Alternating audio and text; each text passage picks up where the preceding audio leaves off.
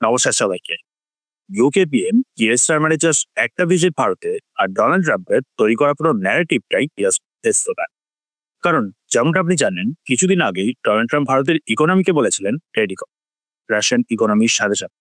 আর ঠিক সেই ন্যারেটিভটাই এখন জাস্ট হেসতে পারে। আই মিন, 125 জনের ডেলিগেশন কে নিয়ে আসে জাস্ট একটা ডেড ইকোনমির সাথে ট্রেড ডিল করতে। বেশ কতজন সিইও, এন্টারপ্রেনিয়র্স, কালচারাল ইনস্টিটিউশন আর 14টা ইউনিভার্সিটির ভাইস চ্যান্সেলার্স, সব মিলিয়ে লার্জেস্ট ডেলিগেশন এতদিন পর্যন্ত ভারত। কিয়ার স্টারমার প্লেনের ককপিট থেকে আবার বলে উঠেছিলেন যে this is the biggest trade mission to India UK has ever said. যদিও আপনি ভালো মতনই জানেন এই কথাটা অ্যাকচুয়ালি সঠিক। ব্রিটিশ ইন্ডিয়ার কথাটা আপনি ভালো মতনই জানেন। তবুও ভারতের ইন্ডিপেন্ডেন্সের পর থেকে আজ অব্দি এটা হলো লার্জেস্ট। তার উপর ভারতের সাথে ইউকে ডিল হয়েছে যে ভারতের এয়ারফোর্সের ফ্লাইং ইনস্ট্রাক্টররা মানে ট্রেনাররা ট্রেন করবে ব্রিটিশ রয়্যাল এয়ারফোর্সের পাইলটকে। এবার দেখুন কোন দেশ আছে যারা এমন একটা দেশের পাইলটদের কাছ থেকে ট্রেনিং নিতে চাইবে যারা রিসেন্টলি কিছু সময়ের মধ্যেই 6টা জেট, 15টা জেট বা 50টা জেটের মতন লস করে বসে আছে। আই মিন, এটাই তো পাকিস্তান বলছে, তাই না? সো ভারত যদি এতগুলোই জেট লস করে বসে থাকে, তাহলে তা সত্ত্বেও ব্রিটিশ রয়্যাল এয়ারফোর্স ভারতের থেকেই ট্রেনিং নিতে চাইবে কেন? বুঝতে পারলেন আশা করি। এখানে আরো একটা জিনিস ডিবাঙ্ক হচ্ছে। অলসো ইউকে আবার ভারতের সাথে একটা মিসাইল ডিল করেছে, সাথে আবার একটা জয়েন্ট নেভাল এক্সারসাইজ চলছে আরব সাগর। একদিনের জন্য আবার আরো একটা জয়েন্ট এক্সারসাইজ রয়েছে ইন্ডিয়ান এয়ারফোর্সকে সঙ্গে নিয়ে। সাথে রিসেন্টলি আপনি দেখেছেন ট্রাম্প কিভাবে H1B ভিসা আর স্টুডেন্ট ভিসা নিয়েও ক্র্যাকডাউন শুরু করে দিয়েছেন ভারতীয়দের ব্যাপারে। So no problem, Bharat UK থেকে নটা বেস্ট ইউনিভার্সিটিকে নিয়ে চলে এসেছে সোজা ভারত। বুঝতে পারছেন আশা করি এখানে অ্যাকচুয়ালি কি হচ্ছে। তার উপর ট্রাম্পের কথা অনুযায়ী ভারত হলো ডেড ইকোনমি। সো ভারত এতটাই ডেড ইকোনমি যে ইউকের প্রাইম মিনিস্টার কিয়ার স্টারমার নিজেই বলছেন যে ভারতের সাথে এই ডিলগুলোর ফলে ইউকেতে অ্যাকচুয়ালি আরো বেশি পরিমাণে ইনভেস্টমেন্ট বাড়বে। মাইন্ড ইউ, এখানে তিনি ইউকের কথাই বলেছেন, ভারতের নয়। মানে ভারতের সাথে ডিল করে ইউকের অ্যাকচুয়ালি বেশি লাভ হবে, ইউকেতে বেশি ইনভেস্টমেন্ট বাড়বে। সাথে তিনি এটাও বলেছেন যে হাজারো নতুন নতুন জব তৈরি হবে এর ফলে ইউকেতে গোটা দেশ জুড়ে। ইউকের মানুষরা আর তাদের ফ্যামিলিরা আরো বেশি বেশি পরিমাণে অর্থ উপার্জন করতে পারে। সো তাই চলুন এই গোটা ডেভেলপমেন্টটাকে পুরোপুরি ডিটেলসে জেনে নেওয়া যাক। সর্বপ্রথমে তো আপনার মনে আছে হয়তো বছরের মাঝের দিকেই 2 মাস আগে ভারতের পিএম মোদিজি ইউকেতে ভিজিট করেছিলেন। একটা free trade agreement already sign হয়ে গেছে, বাট তবুও তারপর আবার আরো অনেক কিছুই করা থাকে। আর সেই কারণেই ইউকে পিএম কিয়ার স্টারমারের ভারতে এই ভিজিট।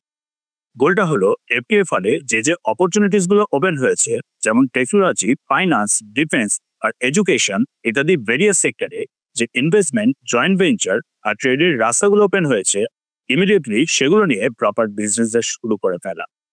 ভিশন 2035 নাম দিয়ে একটা স্ট্র্যাটেজিক রোড ম্যাপ লঞ্চ করা হয়েছে। আগামী 10 বছরের জন্য একটা প্ল্যান তৈরি করা হচ্ছে ডিপার স্ট্র্যাটেজিক কোঅপারেশনের, যার প্রাইমারি গোলটা হলো ভারত আর ইউকের মধ্যে যে বাইল্যাটারাল ট্রেডটা চলছে সেটাকে 2030-এর মধ্যেই প্রায় ডবল মানে $120 বিলিয়ন পৌঁছে দেওয়া। বর্তমান সময়ে ভারত আর ইউকের মধ্যে টোটাল বাইল্যাটারাল ট্রেড ভলিউমটা হলো অ্যাপ্রক্সিমেটলি $56 বিলিয়ন। ভারত প্রায় $6 বিলিয়ন মতন সারপ্লাস এনজয় করে। গোলটা হলো এটাকে জাস্ট 5 বছরের মধ্যেই মানে 2030-এর মধ্যেই টোটাল $120 বিলিয়ন পৌঁছে দেওয়া।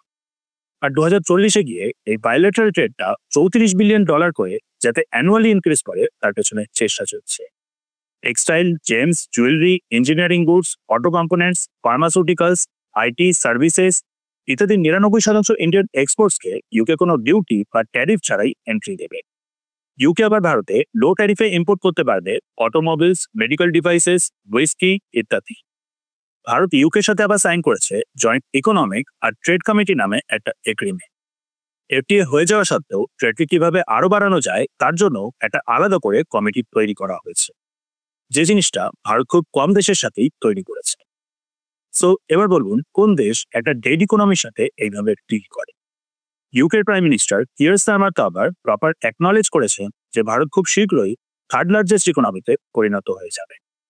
সাথে তিনি এটাও বলেছেন যে মোদিজির যে লক্ষ্য 2047-এর মধ্যে বিকশিত ভারত মানে ভারতকে একটা ডেভেলপ নেশনে পরিণত করে দেওয়া, ভারতে ভিজিট করার পর তিনি ভালো মতন করেই বুঝে গেছেন যে মোদিজি অ্যাকচুয়ালি সেটাতে সফল হতে চলেছে। আর তিনি চান ইউকে যাতে এই সফলতার সঙ্গী হোক। এবার দেখেন এই শেষ কথাটা শুনলে অবভিয়াসলি একটা অন্য কিছু মাথায় আসে। হিস্ট্রির দিক থেকে দেখলে যেটা আপনারা সবাই বেশ ভালো মতন পড়েই চান। বাট যাই হোক, ইউকের প্রাইম মিনিস্টারও অ্যাকসেপ্ট করেছেন যে ভারত এখন আর যাই হোক এড ইকোনমি না। এবার দেখুন, রিসেন্টলি আপনি আবার শুনেছিলেন যে ডোনাল্ড ট্রাম্প H1B ভিসার কস্টটাকে বেশ খানিকটা ইনক্রিজ করে দিয়েছে, সাথে স্টুডেন্ট ভিসাও এখন কম সংখ্যায় দেওয়া শুরু করেছেন ইন্ডিয়া। সো মোদিজি জাস্ট ইউকেতে গিয়ে বেস্ট ইউনিভার্সিটিগুলোর সাথে মিটিং করে আর ডিসাইড হয় ইউকে নটা লিডিং ইউনিভার্সিটি ক্যাম্পাস ওপেন করবে এবার সোজা ভারত থেকে। মানে ভারতের ব্রাইট স্টুডেন্টসরা যাদের হায়ার স্টাডিজ এর জন্য অ্যাব্রডে যাওয়ার নিড পড়তো, সেই নিডটাই এখন আরো বেশ খানিকটা কমে যায়। ইউএস বা ইউকে তে না গিয়ে ভারতেই এবার তারা হায়ার স্টাডিজ কমপ্লিট করতে পারবে। বুঝতে পারলেন আশা করি কি করলেন এটার মাধ্যমে মোদিজি। ইনডাইরেক্ট আরো একটা জবাব ইউএস প্রেসিডেন্ট ডোনাল্ড ট্রাম্প। এবার আসছি সব থেকে ইম্পর্টেন্ট পার্টটা। আপনারা সবাই শুনেছেন পাকিস্তানের ফাইটার জেট নিয়ে ক্লেম। ভারত প্রপার প্রুফ দেখিয়েছে। এদিকে পাকিস্তান কোনো প্রুফ না দেখিয়েও ক্লেম করে যায় ভারতের 6টা ফাইটার জেট ডাউন কর, 15টা ডাউন, 50টা ডাউন কর, চলছে এরকম কন্টিনিউয়াস। কি আর করা যায়, এইভাবেই যদি তারা খুশি থাকে থাকুক তাহলে। আর শুধু পাকিস্তান না, ডোনাল্ড ট্রাম্পও সেই একই জিনিস বহুবার বলে গেছেন উইদাউট এনি প্রুফ। যাই হোক, সেই 50টা ফাইটার জেট হারানো দেশের কাছেই দেখুন ব্রিটিশরা এসেছে ট্রেনিং দিকে। ভারতের ফ্লাইং ইনস্ট্রাক্টররা, মানে যারা ভারতের এয়ারফোর্সের পাইলটদের ট্রেনিং দেয়, তাদেরকে নিয়ে ইউকে একটা ডিল করেছে যে এই ইনস্ট্রাক্টররা ইউকেতে গিয়ে ইউকে রয়্যাল এয়ারফোর্সের পাইলটদের ট্রেনিং দেবে যাতে তারা আরো বেটার পাইলটে পরিণত হতে পারে। এবার বলুন, কোন দেশ এমন একটা দেশের কাছে এয়ারফোর্সের ট্রেনিং নিতে যাবে যারা কিনা 6টা বা 7টা বা 15টা জেট লস করে বসে আছে মাত্র 2 থেকে 3 দিনের? কোনো লজিক হয় তাহলে লোকের সাথে ভারতের পাইলট ট্রেনারদের নিয়ে এই ডিলটার? মানে বুঝতেই পারছেন, দুনিয়া অ্যাকচুয়ালি জানে যে কোথায় কি হয়েছে, কার কি আর কিভাবে লস হচ্ছে, ভারত কতটা ড্যামেজ করেছে পাকিস্তান। বাট কি আর করা যাক, যে যেটাই খুশি থাকবে। এবার এখন একটা ইন্টারেস্টিং ফ্যাক্টের কথা বলছি। 2022-এর দিকে ওয়াইডলি এটা বিভিন্ন দেশে রিপোর্ট করা হয়েছিল যে চীনের মতো দেশ ফরমার ব্রিটিশ পাইলটদের হায়ার করছিল নিজেদের পাইলটদের ট্রেন করার জন্য, তা আবার লুকিয়ে, লুক্রেটিভ স্যালারি লোভ দেখিয়ে। পরে ইউকের গভর্নমেন্ট স্ট্রিক্ট অ্যাকশন নিলেও এখনো নাকি এই জিনিসটা কন্টিনিউ আছে।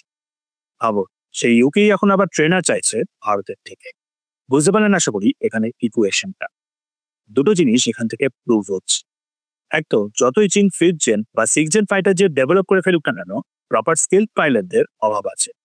আর দ্বিতীয়ত, অন্যদিকে ভারতের কাছে যতই 4th জেন বা 4.5 জেন ফাইটার জেট থাকুক না কেন, পাইলটরা এতটাই স্কিল যে ইউকের থেকে চীন লুকিয়ে পাইলট নিচ্ছে ট্রেনিং এর জন্য, সেই ইউকেই এখন ভারতের পাইলট ভারতের ট্রেনার্সদের থেকে ট্রেনিং নিতে চাইছে।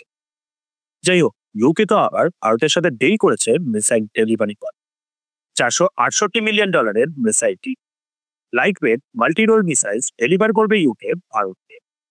সো বুঝতে পারলেন আশা করি কতটা হিস্টোরিক ইউকের প্রাইম মিনিস্টারের এই ভারত ভিজিট। কিছু না বলেই অনেক কিছুই জাস্ট জলের মতন করেই পরিষ্কার হয়ে গেল। যাই হোক, ভিডিওটা ভালো লাগলে লাইক, শেয়ার আর সাবস্ক্রাইব করুন। বেল আইকনটা অন রাখবেন নোটিফিকেশনের জন্য। আর দেখা হচ্ছে তাহলে নেক্সট ভিডিও।